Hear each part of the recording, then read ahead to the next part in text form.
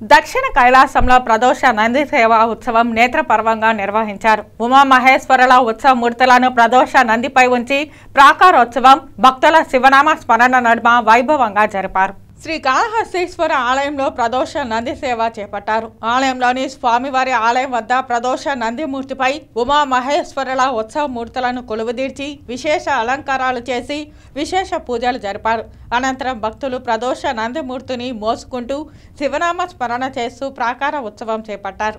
ఆలయ ఆవరణంలోని రాతి ధ్వజస్తంభం వద్ద ప్రదోష మూర్తులకు విశేష మంగళ వాయిద్య నీరాజనాలు సమర్పించారు. అనంతరం ఊరేగింపుగా తీసుకొచ్చి స్వామివారి ఆలయం వద్ద కొలువుదీర్చి ధూపదీప నైవేద్యాలు నివేదించి మంత్రపుష్ప నివేదన అనంతరం పూర్ణ హారతులు సమర్పించారు. ప్రదోష నందిపై ఉమాశంకర్లను దర్శించుకుని భక్తులు ఆధ్యాత్మిక ఆనందంతో పరవశిస్తూ శంభో శంకర అంటూ భక్తి ప్రభక్తులతో ప్రణమిల్లారు. ఈ కార్యక్రమంలో temple superintendent Nagabhushanam Yadav, temple inspector Hari Yadav, VRO Satish Malik తదితరులు పాల్గొన్నారు.